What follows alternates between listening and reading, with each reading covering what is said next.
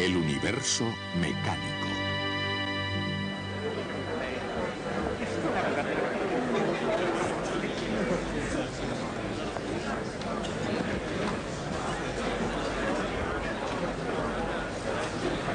Algunas cantidades en física no solo tienen magnitud, también tienen dirección. Dichas cantidades son representadas por vectores. Hay cosas que son estrictamente cuestión de puntos de vista. Por ejemplo, Copérnico decía que todos han mirado siempre el universo desde el punto de vista de la Tierra. ¿Qué ocurriría si mirásemos desde el punto de vista del Sol? Y ya saben ustedes cuál fue el resultado. Se desmoronaron los cielos. Por eso, el punto de vista de ustedes no deben tomarlo a la ligera. Una vez que se ha elegido un punto de vista, se necesita tener unos medios de describir exactamente dónde está algo y qué camino sigue. ¿Cómo hacerlo? Los jugadores de ajedrez, por ejemplo, tienen un sistema para decir dónde está cualquier pieza sobre el tablero y cómo se mueve. Los niños jugando al juego de los barcos encuentran también la forma de explicar exactamente dónde está algo. También nosotros, los científicos, al igual que los niños o los ajedrecistas, también tenemos que tener algunos medios para describir exactamente dónde está algo. Al norte del Océano Pacífico, cuando hay un acorazado en juego, no está seguramente implicado en un juego de niños. Este es el centro de guardacostas Alameda, en la bahía de San Francisco. Y aquí los métodos para localizar un barco, para enviar uno en el instante mismo que llegue la información, son estrictamente profesionales. Tanto en horas de vigilancia sin incidentes como en momentos de crisis en alta mar, el guardacostas de los Estados Unidos siempre cumple con su deber con una enorme variedad de formas y de medios. Cartas de navegación muy detalladas y precisas, una gran familiaridad con la bahía y las aguas de los alrededores, una electrónica muy sofisticada, dispositivos de rastreo de alta precisión, personal sin igual en las costas norteamericanas. Con estos recursos cuentan los guardacostas de los Estados Unidos. Y fuera de la vista, pero nunca olvidados, están en su poderosa ecuación de talento, entretenimiento y tecnología las herramientas de la matemática vectorial. Una magnitud que tiene módulo y dirección es un vector y se representa por una flecha. La dirección de la flecha es la dirección de la magnitud y su longitud indica su módulo. Desplazamiento, velocidad, aceleración son todos vectores. En las ecuaciones, los vectores se escriben en negrita. Las magnitudes corrientes, como tiempo y masa, son escalares. En las ecuaciones, los escalares se escriben en bastardilla. El módulo de un vector también es un escalar. Se representa por la misma letra, pero en bastardilla. Con vectores, incluso las operaciones matemáticas más familiares adquieren un nuevo significado. Por ejemplo, si dos vectores se suman juntos, la suma no es simplemente un número, es un nuevo vector. Los vectores también se pueden restar uno de otro y el resultado es otro nuevo vector. Por supuesto, si el guardacostas utiliza los métodos científicos, clásicos o no, sus herramientas están al minuto y listas para ser utilizadas. Un oficial recibe una señal de peligro y al margen de lo que el futuro le pueda deparar al atender la llamada, él está preparado, tiene que estar. En el desempeño normal de su labor, el guardacostas salva todo tipo de animales marinos y de hecho salva incluso a los que sería mejor estuviesen en tierra firme.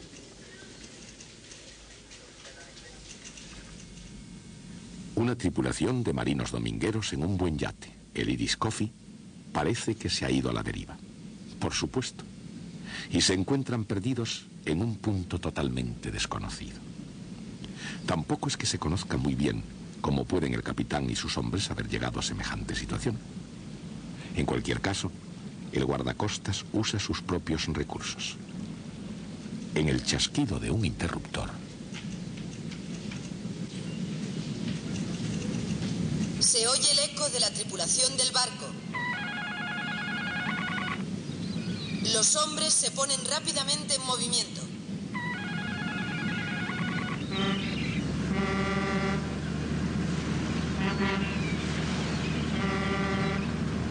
Pero espera un segundo. Este acercamiento puede no ser necesario.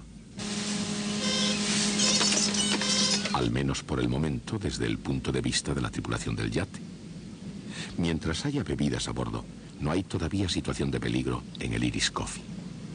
Malcolm Bogart y Percival Flynn, hombres valientes que en alta mar adquirieron su bravura de su jefe, el capitán Duke. Tanto si el peligro es inmediato, como si solo fuera potencial, los guardacostas de los Estados Unidos nunca lo toman a la ligera. Irish Coffee, aquí el guardacostas. Indique situación y naturaleza de su dificultad. Aquí Irish Coffee. Tenemos problemas y estamos en algún lugar fuera de las costas de San Francisco. Atención, Irish Coffee. Sintonice el canal 13 en su monitor y póngase en contacto con nosotros cada 15 minutos. Estar perdidos en el mar no es cosa de risa. Y si se trata de alguien que no está debidamente preparado para ello, puede hacer que la situación sea todavía más peligrosa. Y en particular, cuando estas coordenadas se encuentran en el mapa de calles de San Francisco. Sin embargo, hay algo que se debe aprender aquí. Estas líneas forman una cuadrícula rectangular, al menos en cuanto lo permite la forma esférica de la Tierra. Cualquier punto de este mapa se puede localizar determinando sus posiciones horizontal y vertical.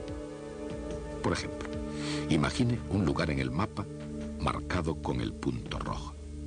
Supongamos que el punto rojo tiene su coordenada horizontal x menos 150 kilómetros y su coordenada vertical y menos 124 kilómetros.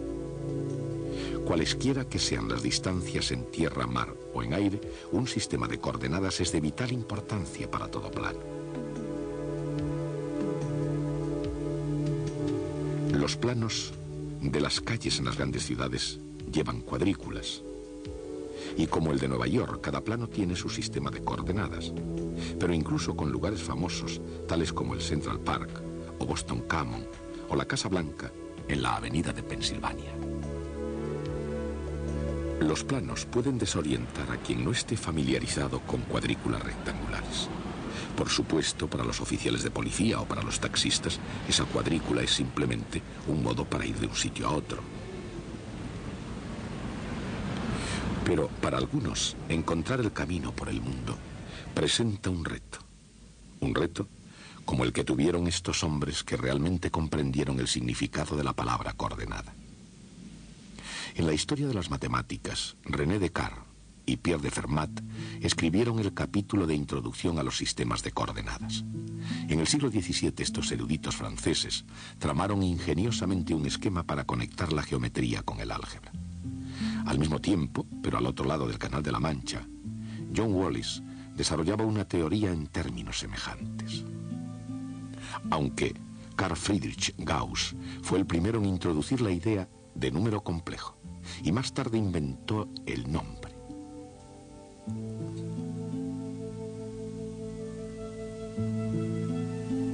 En su libro Álgebra, Wallis representaba un número complejo, por ejemplo, A más BI, midiendo la parte real a lo largo de un eje horizontal y la parte imaginaria B a lo largo de un eje vertical.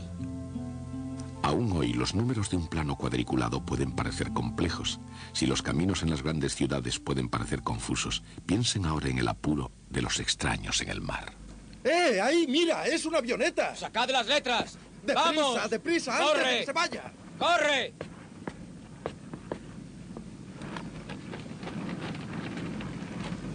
¡Eh! ¡Eh! ¡Eh! ¡Eh!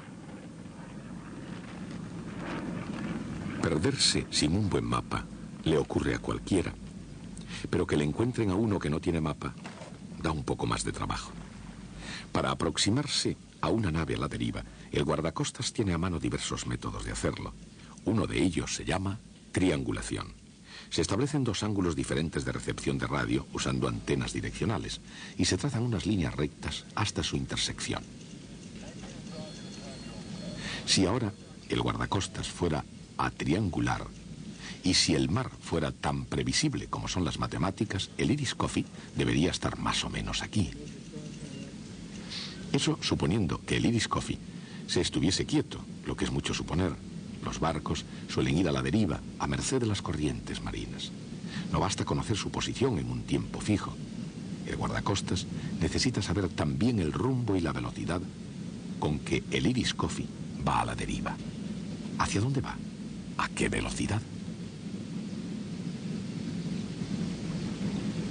Bien, obviamente el capitán tiene una nueva forma de enfocar el problema. No va a encontrar tales respuestas en las páginas de Moby Dick. Lanzar señales de humo no parece que conduzca a parte alguna.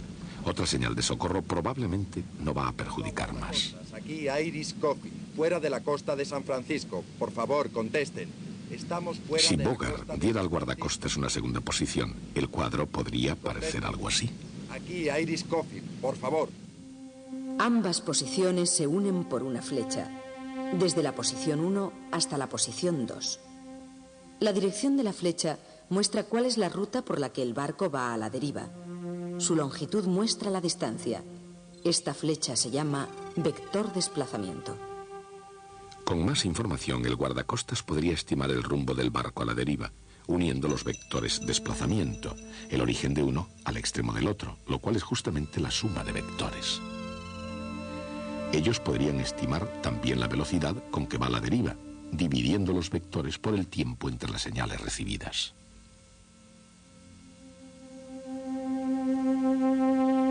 Se puede multiplicar un vector por un escalar. Este nuevo vector tiene la misma dirección y sentido si el escalar es positivo, pero su módulo puede ser diferente. Si se multiplica un vector por un escalar negativo, invierte su sentido. Por supuesto, un guardacostas moderno raramente calcula la ruta de un barco a la deriva trazando vectores de desplazamiento y velocidad a mano. Sin embargo, cuando se vale de ciertos principios de la navegación y de las matemáticas, el valor del vector no puede ser subestimado, ni incluso aquí su historia puede ser pasada por alto. El álgebra vectorial nació en el siglo XIX y sus progenitores fueron William Rowan Hamilton, un irlandés, y un alemán llamado Hermann Grassmann. Con la creación de esta matemática, Grassmann intentó desarrollar una estructura algebraica en la cual se pudiera basar la geometría de cualquier número de dimensiones. Aunque muchos opinaron que su trabajo era demasiado complicado para aquel tiempo, la semilla de las matemáticas de Hermann Grassmann procedían del bagaje intelectual de la antigua Grecia. La ley del paralelogramo para la composición de fuerzas que Aristóteles consideraba en el caso especial de un rectángulo es un ejemplo de la suma de vectores. Desde entonces, de una manera o de otra, esa idea ha sido considerada con el mayor cuidado. Isaac Newton pensó bastante en la ley del paralelogramo para la composición de fuerzas para incorporarla a su magnífica obra Principia. Incluso entonces se necesitaron un par de siglos más para que Grassmann y Hamilton comprendieran el alcance y las muy diversas aplicaciones de los vectores. Intentando interpretar matemáticamente la rotación en el espacio en términos físicos, Hamilton buscó una analogía tridimensional de números complejos. En lugar de ello, encontró un álgebra de objetos de 4 dimensiones que llamó cuaternas. Una cuaterna tiene una parte vectorial que es tridimensional y una parte escalar unidimensional. Aunque ello mejoraría el concepto de vector y de escalar, Hamilton ideó un modo enormemente viable de expresar la mecánica de Newton.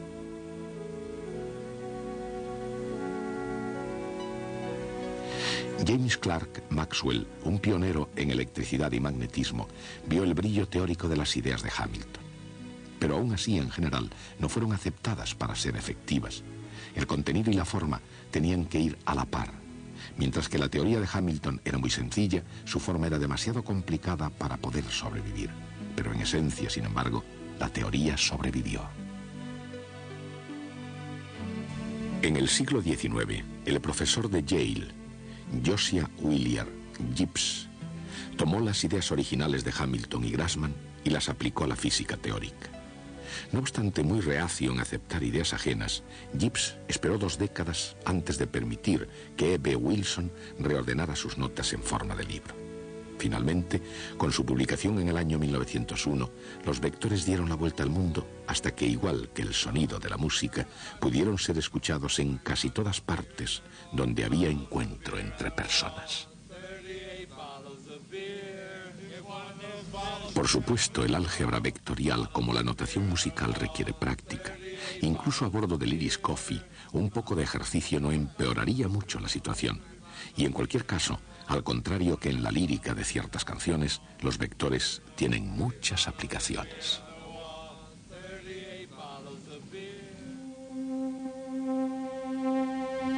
Un vector se puede multiplicar por otro vector. El producto escalar de A y B es un escalar que mide la tendencia de 2 vectores para apuntar hacia la misma dirección. A escalar B es igual al módulo de A por el módulo de B por el coseno del ángulo que forman.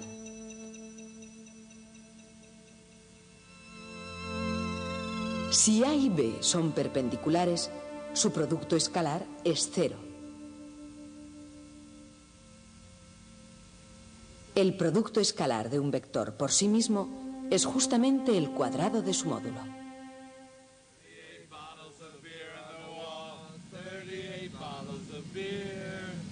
Siempre en movimiento.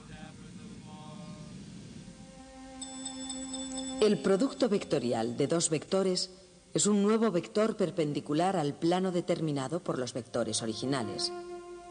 Su módulo es el área del paralelogramo formado por los vectores originales.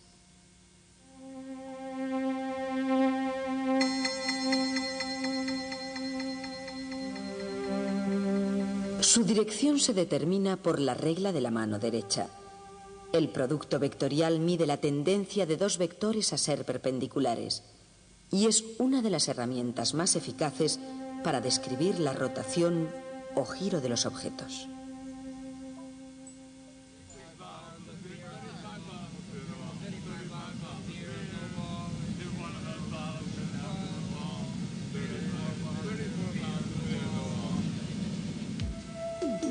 El álgebra vectorial utiliza 2 vectores unitarios I y J perpendiculares entre sí. Un pequeño sombrero sobre el vector significa que tiene módulo 1. El vector desde el origen hasta el punto con coordenadas X, Y es la suma de 2 vectores perpendiculares, un vector horizontal, XY, y un vector vertical, YJ.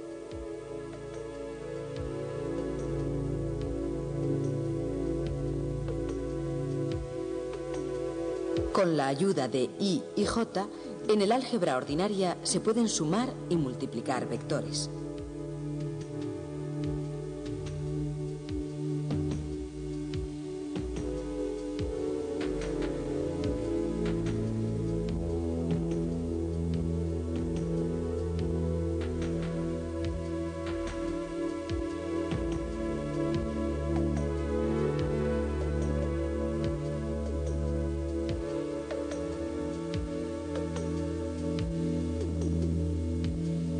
En un espacio tridimensional se usa un tercer vector, K.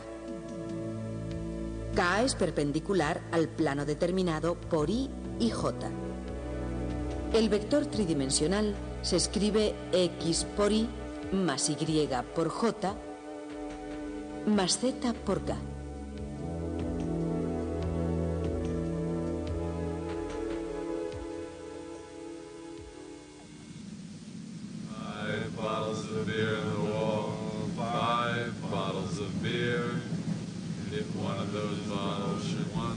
Lo que dice una canción es una cosa y lo que hace un barco en movimiento es otra muy diferente, especialmente si va a la deriva en el mar.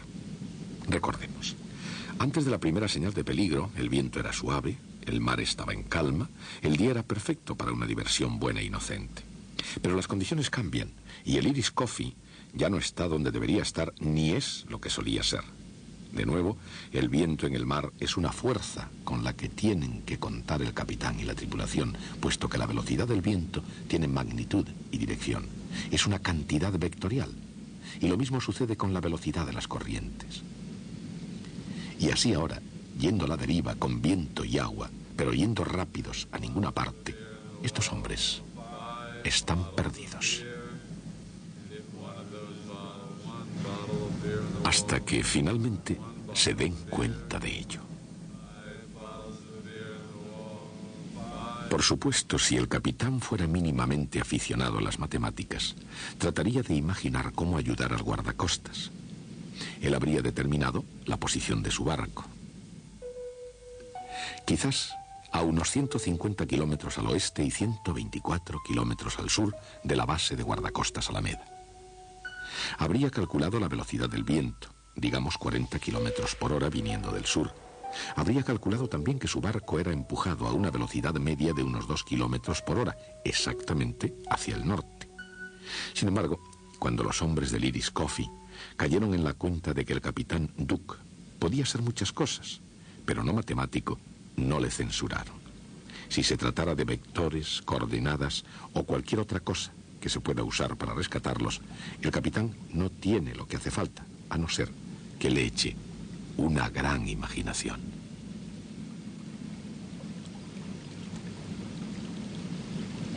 Así, con su ayuda, sin decir nada de vectores ni coordenadas, velocidad del viento, probable dirección de la corriente, y utilizando un helicóptero como buena medida, las cosas se pueden poner en marcha. En la imaginación del capitán Duke, el piloto tiene suficiente fuel a una velocidad no superior a 125 kilómetros por hora para permanecer 4 horas en vuelo. Digamos que 2 horas para llegar hasta aquí y 2 para volver. Y 230 kilómetros como máximo cada recorrido. ¿Podrá llegar el helicóptero hasta el Irish Coffee? Y ciertamente es importante. ¿Podrá después volver el piloto a su base?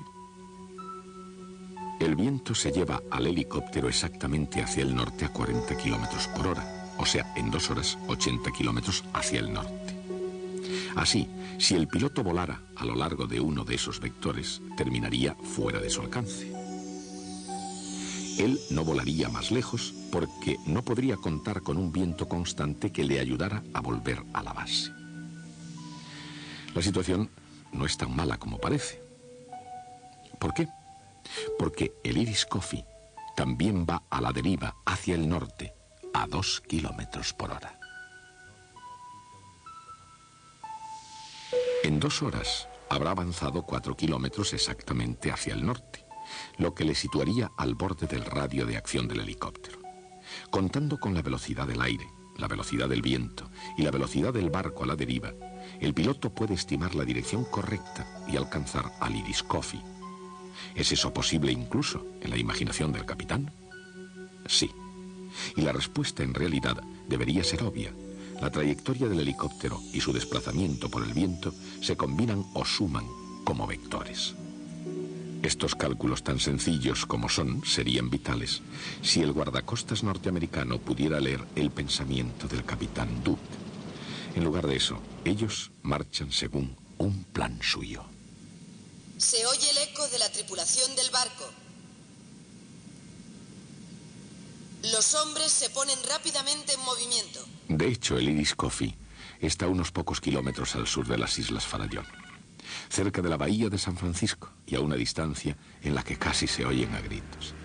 Así que el capitán Duke y sus hombres pronto estarán a salvo, y antes de que su almacén de bebidas se haya vaciado, ya se encontrarán en tierra firme. Y hasta que aprendan sus lecciones de navegación, por no decir nada de vectores, ahí es donde deben estar. Hasta Copérnico, el centro de la Tierra había sido el centro del universo. De hecho, si leen bien la teoría, la misma idea de posición, ¿qué significaba? Solamente algo que estaba en relación con el centro de la Tierra. Entonces llega Copérnico y realiza una operación matemática rutinaria escribiendo las ecuaciones de las órbitas planetarias en un sistema de coordenadas diferente. El mundo nunca es otra vez el mismo. Pero eso es engañoso.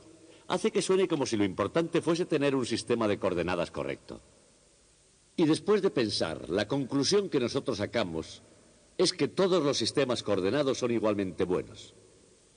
Copérnico dice que el origen debería estar en el Sol, y el guardacostas dice que el origen debería estar en su estación coordinadora, y ambos tienen igualmente razón. Podemos decirlo de un modo más profundo. La idea es que las leyes de la física son exactamente las mismas en todas partes. Las leyes de Newton actúan exactamente igual en la nebulosa de Cáncer como en Kansas City. Y porque nos lo creemos, necesitamos una forma de expresar esas leyes que funcionan igualmente bien en todos los sistemas coordenados. Y esa forma son los vectores. La misma idea de un vector es ya algo desconcertante porque tiene un tamaño y una dirección, pero no tiene un lugar. Y eso es lo que necesitamos para expresar leyes que son iguales en todos los lugares. De hecho, el próximo día estudiaremos una ecuación vectorial que yace en el corazón de la comprensión del mundo. Hasta entonces.